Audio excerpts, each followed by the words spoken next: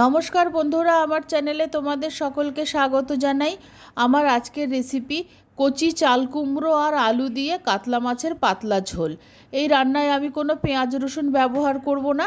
একটা কচি চাল কুমড়ো নিয়েছি, চাল কুমড়োটার খোসা ছাড়িয়ে এরকম সরু পাতলা করে কেটে নিয়েছি আর ধুয়ে পরিষ্কার করে নিয়েছি। মাছগুলো খুব ভালো মতো ধুয়ে পরিষ্কার করে নিয়েছি আর এখানে অল্প নুন, হলুদ আর লঙ্কার গুঁড়ো আগেই দিয়ে রেখেছিলাম। এবার এই নুন, হলুদ আর লঙ্কার গুঁড়োটা মাছের গায়ে খুব ভালো মতো মাখিয়ে নিচ্ছি। এমনভাবে মাখাবো যাতে সবকটা মাছের গায়ে নুন, হলুদ আর লঙ্কার গুঁড়োটা লাগে। আগে একটা ভাজা মশলা তৈরি করে নিচ্ছি। একটা তেজপাতা নিয়েছি, 4টে ঝাল শুকনো লঙ্কা নিয়েছি, একটা কাশ্মীরি লঙ্কা নিয়েছি, 1 চামচ গোটা ধনে, 1 চামচ গোটা জিরে নিয়েছি।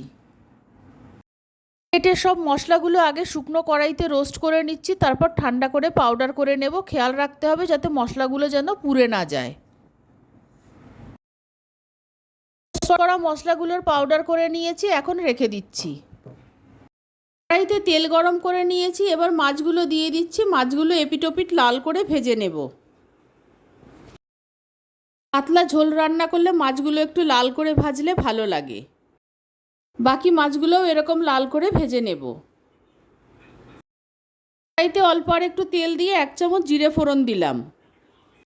জিরেটা ভেজে নেওয়ার পর কড়াইতে চাল কুমড়ো আর আলুগুলো দিয়ে দিলাম। চাল কুমড়ো আর আলুটা ভাজার সময় ফ্লেমটা একটু হাইতে রাখতে হবে।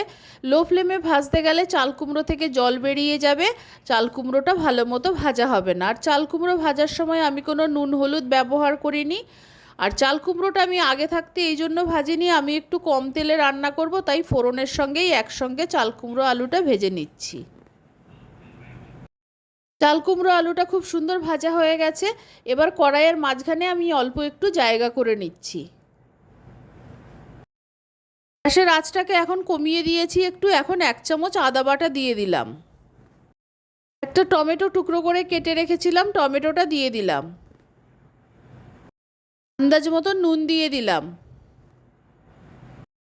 1 চামচ হলুদ দিয়ে দিলাম। গ্যাসের আঁচটাকে মিডিয়ামে রেখে মশলাগুলো কিছুক্ষণ নাড়াচাড়া করে ভেজে নিলাম। যতক্ষণ না আদার কাঁচা গন্ধটা চলে যাচ্ছে আর টমেটোটা একটু নরম হচ্ছে ততক্ষণ নাড়াচাড়া করে নিয়েছি। মশলাটা কষানো হয়ে গেছে, এবার জল দিয়ে দিলাম। জলটা একটু বেশি পরিমাণে দেব। চাল কুমড়ো আলুটা সেদ্ধ হবে আর একটু পাতলা ঝোল থাকবে। ঝোলটা একবার নেড়ে দিলাম, ভালো মতো ফুটে ওঠা পর্যন্ত অপেক্ষা করব। ঝোলটা ভালো মতো ফুটে উঠেছে, চাল কুমড়ো আলু সিদ্ধও হয়ে গেছে। এবার ভেজে রাখা মাছগুলো আমি ঝোলের মধ্যে দিয়ে দিচ্ছি। ঝোলে দিয়ে দিয়েছি। এবার যে মশলাটার পাউডার করে রেখেছিলাম সেই মশলাটা আমি দিয়ে দিলাম ঝোলের মধ্যে।